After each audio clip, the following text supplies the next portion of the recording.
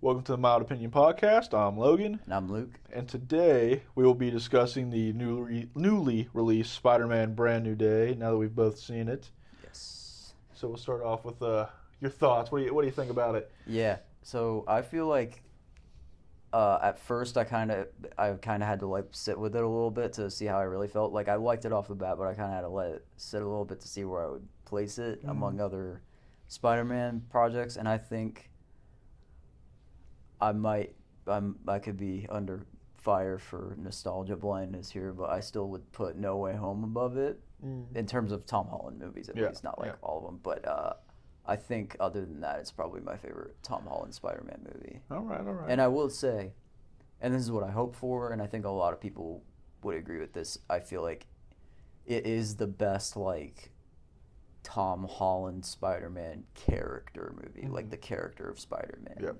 So, yeah, I really like that in it. I agree. I've watched it twice now, and I was pretty sold on it the first time, so that's why I watch it again, just because I wanted to see it again. But the second time, watching it again, knowing what to expect, I was like, man, this is still just like, in my opinion, just a good movie. Like an overall really solid movie.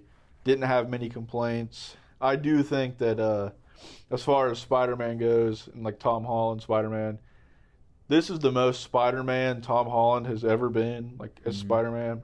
Like this seems like the most Spider-Man movie. And I mean, there's a lot of good Spider-Man scenes and, him being Spider-Man and other things as well. But overall, this just seems like the most legit, accurate depiction of Spider-Man portrayed by Tom Holland. And I think, too, not to interrupt you too far because I'll circle right back to where you are, but I think on that point, him dealing with, like, depression and, like, being alone and stuff really is, like, it felt like this is how I would want a Spider-Man to deal with this. Yeah. Like, kind of like inner turmoil and stuff, and, like, dealing with evolution stuff was interesting, but, like, just him keeping, like, the spirit of Spider-Man through that was pretty well done. Yeah, and I think, like, all of the things that were thrown his way, like, the way that they dealt with, like, what happened in No Way Home is, by showing, like, him taking time, just being Spider-Man, being 100% committed to Spider-Man and all that, being kind of depressed, but, like, still basically just taking the time afterwards to just fully commit to Spider-Man. Like, doing new stuff with his tech and everything. They make comments multiple times about how he's always working. And just all the things, too. Like, it just seems like that's how Spider-Man would handle something like that, while also not trying to put Ned and MJ in harm's way, because that was, like, the biggest thing for him. Is he wanted to, but he wanted to make sure they stayed safe. So, honestly, as far as that goes, that was pretty cool to me. And, sorry. No, you're good. You're good.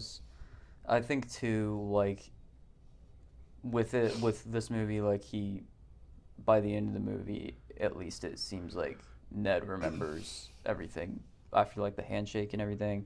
But with MJ, I feel like they hinted that she might remember it a little bit at the end, because she's, like, rubbing the necklace he gave her and everything. But I think it's supposed to not be, like, a solid answer.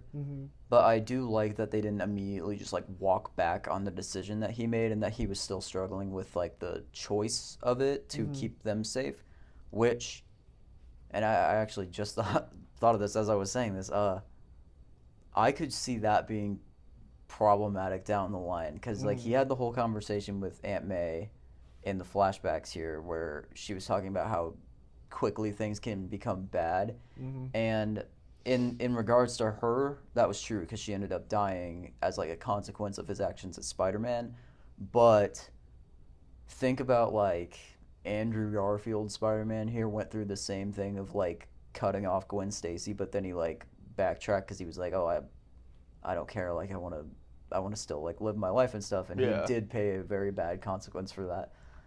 So I could see something very tragic come down the line, because I think just because Tom Holland has had some tragic stuff to deal with, he's still Spider-Man. Like, there's some bad things that could happen. I agree. So actually, that just made me like, oh no, oh no, That'd be very sad if something happened to that MJ or Ned. that would be very bad. Yeah. I do think that as far as like the storyline goes, the way that they handled it in this movie too, like letting him be, Spider-Man and showing him going through all the things and all that, and letting him like go into the story more with like MJ and Ned and all that, like him showing up to like their apartment and all that stuff, kind of just to be there and be around them without, being like, oh, you guys don't remember me. You know what I mean? Like still kind of trying to keep it under wraps and all that.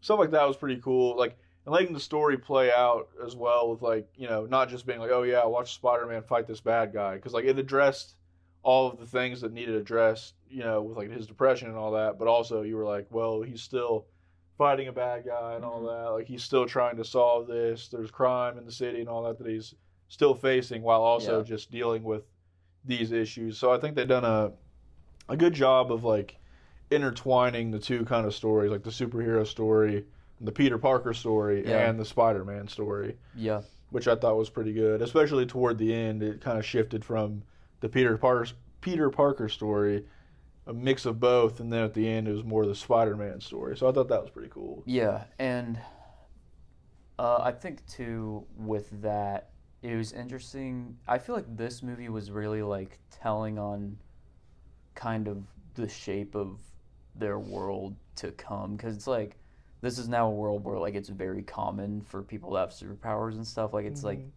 all the civilians and stuff are used to it, but I think with the addition of like Jean Grey and the X mutation stuff getting more prominent in the mainline MCU, this movie, in addition to all the like where Spider-Man is emotionally and like in the public view and stuff like that, I feel like really started to kind of, it seemed very impactful to all of like the citizens and civilians and stuff in a way that like pick any MCU movie and there's always something that people are running away from, and like the city of Manhattan and New York and stuff. Like I think in the same timeline of the year of this show, they've had like riots and takedown of corrupt mayor, and then the Century thing happened, and now it's like, okay, yes, those were all bad, but I feel like this one started to give you like a good grasp of,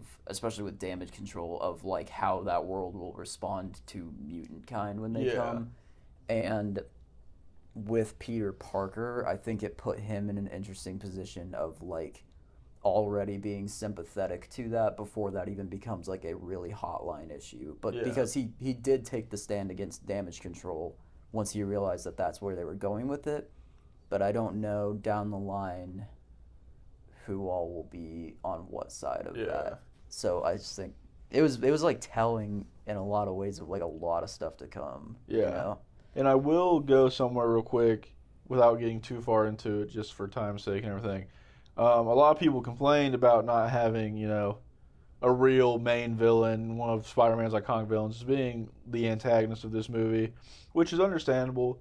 But at the same time, with what they've done with, Jean Grey in this, portrayed incredibly, she was a good antagonist to, Peter and Spider-Man throughout the movie. So it's nothing like that. It's just people wanted, a mainline Spider-Man villain, not just Jean Grey. And a lot of people complained that they thought because of that, this was too much of an MCU setup movie and less of like a straight-up Spider-Man movie, which I can understand. But, I mean, as far as like being ultra comic booky, this stuff is right down Spider-Man comic books alley. You know what I mean? Like, this is like what they do with Spider-Man in the comics. So, like, I didn't have any complaints as far as that goes. But that being said, I do like the direction that they're going in, because I think this was a good way to introduce Jean Grey, so we already know who she is when the X-Men movie comes out.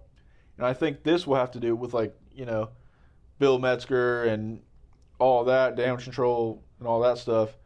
He's, comic book wise, a big fight against mutants and all that. So he had a big part in, like, the, like, people hating the mutants and all that. So I think, and they mentioned how he got away and he's, still in hiding. Right. So, you know, I think they're kind of foreshadowing that. And then we talked about the Peter's device to, you know, silence DNA and stuff like that, and how they mentioned multiple times, MJ and Bruce Banner both mentioned that, you know, it can be incredibly dangerous and like the morality of it and all that too. I think that was kind of foreshadowing of them using that on the mutants later, especially now because damage control has the technology. Yep. So I think, like, all in all, that's a cool setup for what they're gonna do, and I don't think it hurt the movie at all by doing it that way. Yeah, and to tag on to that too, like they made a point of Metzger specifically saying, like, thanks to like Spider-Man's new technology, like this is how we're gonna do what we're gonna do with Jean. And then like earlier in the movie he's talking about how just because something is a bad thing in somebody else's hands doesn't mean they can't like reshape it. It was really like Cecil Stedman kind of stuff from Invincible. But I think just it's already in the hands of the bad guys who will be a big problem to mutants later down the line. And you and I talked briefly about this. I don't think they won't touch on the fact that Spider-Man handed that to them.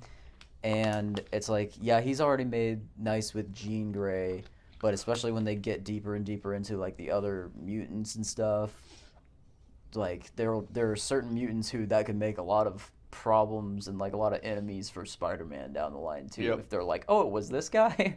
But more than that, I think it's just, I think that was a big point of like, yeah, it's already going to be a bad thing that damage control or whoever has their hands on this technology, by the time the mutants are like the mainstays of the MCU, I think that it will just immediately off the bat be very problematic for them. And that too it could be like the next step of the stuff from Civil War. Like they had the Sokovia Accords, which was to like specify the use of the Avengers. I feel like it'll be another thing like that, where mutant kind and stuff as they're emerging, or however they'll do that, because that's still kind of like unclear at this point. But I think it could be a thing where they all have to be registered or something like that, and that could start leading into like here's why society and civilians and everybody hates mutants.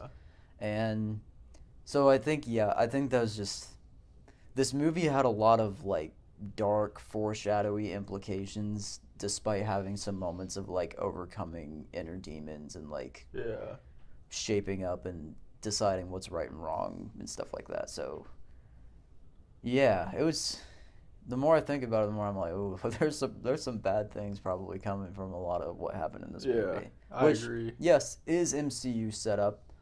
I don't think that there has been a Spider-Man movie that has been this MCU setup, but I don't think, and I would say this like I've said it before with No Way Home, I don't feel like the nostalgia stuff and the fan service takes away from it being a good Spider-Man story to Tom Holland, in the same way I don't feel like the X-Men stuff took away from Tom Holland in this movie at all. I agree. And honestly, like, with like all that being said as well, like, it's setting up a cool story down the line for later MCU projects that, you know, will have potential to be very good.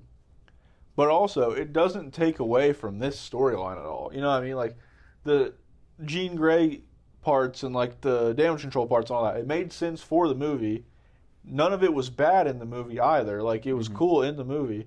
So honestly, whenever people complain about like, oh yeah, but like it could have been a different Spider-Man villain or something like that, like not just Jean Grey, ultimately that doesn't make this movie bad.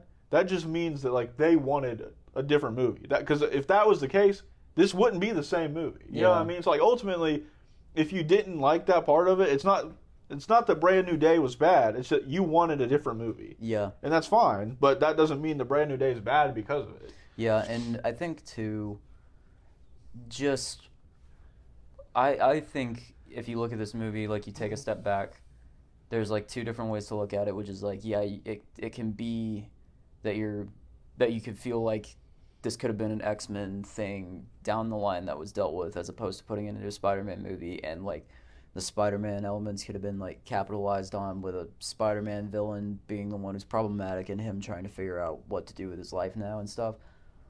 But I think there's the other way of looking at that, which is just acknowledging that this is now becoming like a full-on, fully enveloped comic book universe where anybody can just pop into somebody else's story because they happen to be involved with the same thing that's going on. And you know, I'm not gonna claim to have read like every single comic book out there.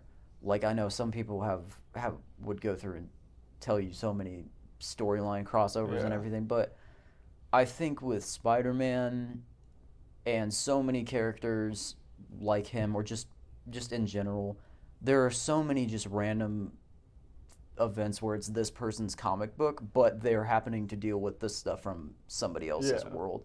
So it doesn't really bug me that much that it just happens to be Jean Grey's around dealing with this at the same time Spider-Man got involved with damage control and all that. And I kind of felt that way too with like the Punisher being involved, is he's just also on the tail of what's going on here, and then Banner gets pulled into it because Spider-Man went looking for him, you know?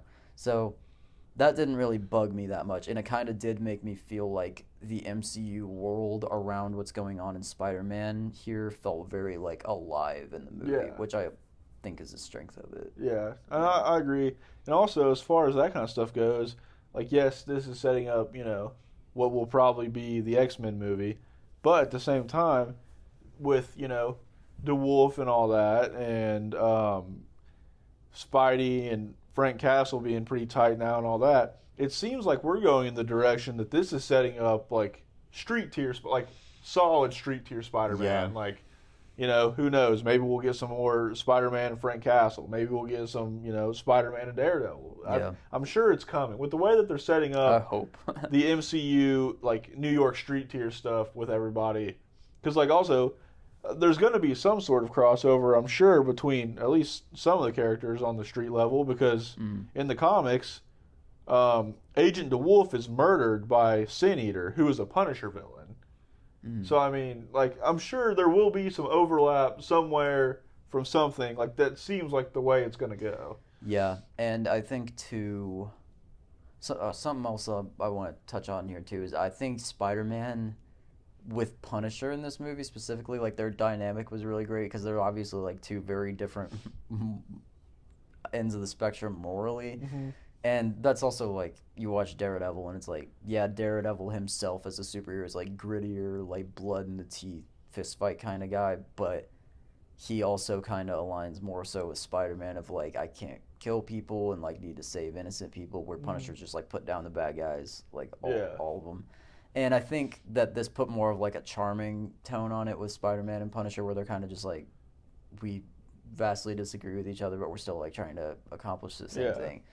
And I know that was a worry a lot of people had with Punisher being in this, is that he would kind of tone down the violence and stuff. And I think really what it was is they just didn't show him, like, getting shot and stabbed and then, like, you know, cleaving somebody's head in with whatever he can find. But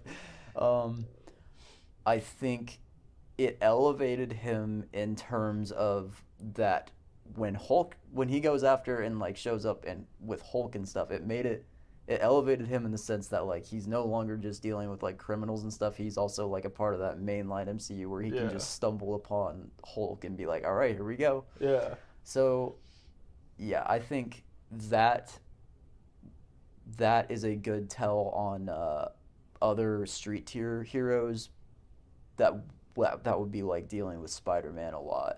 Is when Daredevil and, like, Luke Cage, Iron Fist, Jessica Jones, whoever, if any of them cross paths with Spider-Man later down the road, it doesn't seem like as far as a stretch now to say, like, oh, they'd be in the same fight against, like, a Venom symbiote or something like that, you know? For sure. But, yeah, I think, too, in, like, terms of future villains, there's a lot of smaller, like, not insanely powerful Spider-Man villains that can still be the main bad guy and carry and be strong enough to be problematic that they should pursue. Yeah, and I agree with that as well. And I want to see Spider-Man, you know, go against as many of his classic villains as he can.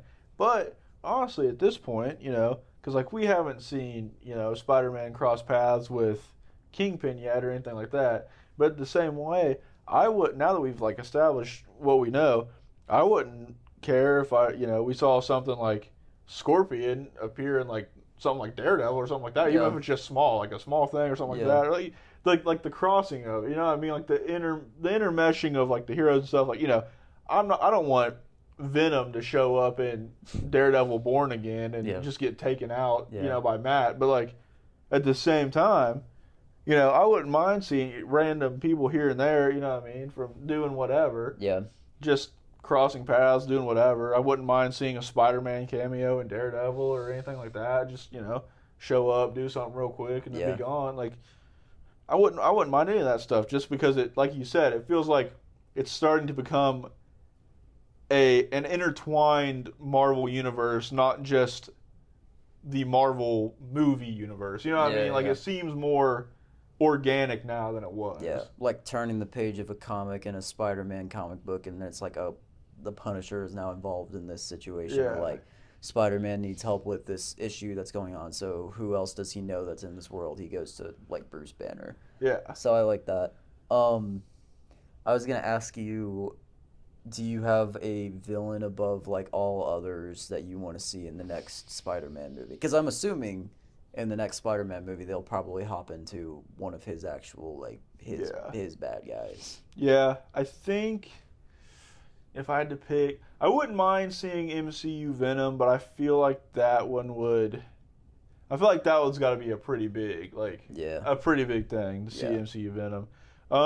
I've seen like the theories that MJ's boyfriend's going to become Jackal. I wouldn't mind it being Jackal. That'd be kind of sick to see Yeah. Jackal. Yeah. I mean, all of the classics. You got Rhino and all of the people. Yeah. I don't really know.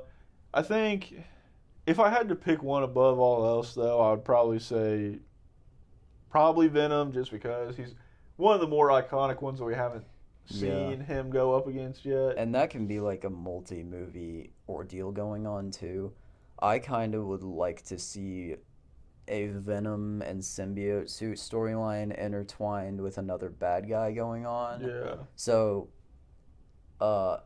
because I wouldn't mind a full movie of like Tom Holland gets the symbiote suit and then he's in the symbiote suit for the whole movie, and then like the next movie is dealing with like Eddie Brock, and then like you can go so many steps further with that too, of like, okay, here comes Carnage, and then here comes Anti-Venom, like, and so many other countless symbiotes. But I know one villain that I kind of used to just be like, oh, I don't really know how I'd feel about this guy, but now I'm like, this character actually seems really interesting. I think Mr. Negative would be pretty cool to see on screen. We've just talked about it before, and it's like, well, if Mr. Negative becomes the bad guy, then automatically that's where most of the CGI budget goes, because they're just negative framing everything.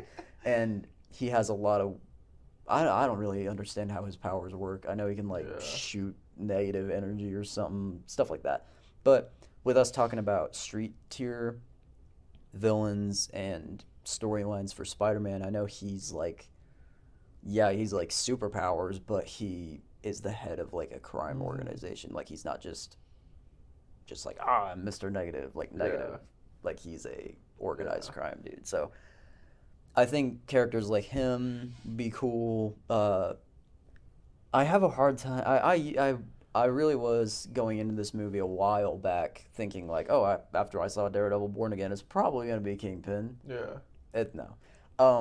I don't think I really want to see that much more of Kingpin in the MCU as a whole, because he's been around for a long time, and I know he's going to be in Daredevil Season 3, which I still don't understand how, if you've seen Daredevil Born Again Season 2, like how he's going to even be remotely problematic. But I think I wouldn't be let down to see him and Spider-Man go up against each other, because I think that would be a shame to let go. I just am at a point where I'm like, God, he's been around for so long, though, where maybe somebody else should have a crack at this. Maybe, like, save him for some Defenders reunion movie where it's, like, all of the street tier heroes, including Spider-Man, going back up against him, you know?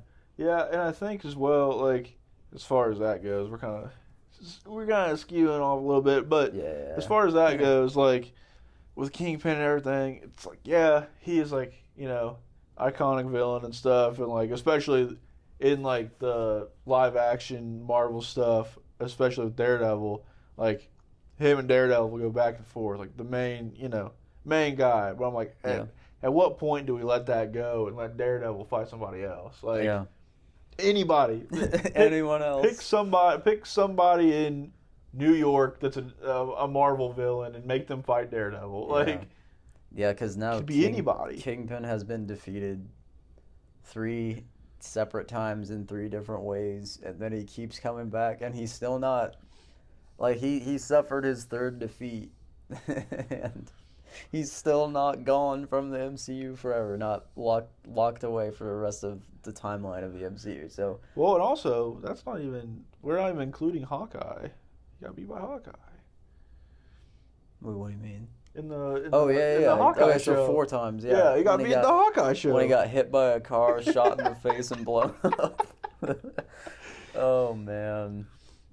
But yeah, Wow. no, I get what you're saying. But yeah, I think the two biggest ones I'd want to see Tom Holland go up against would be Venom and Mr. Negative. I agree on Venom. And I think other than that, I don't necessarily need to see. I saw people talking about how it's a shame he won't have his own Green Goblin and Doc Ock and stuff, and I'm like, Yeah. yeah, I understand that, but that also leaves open the door for.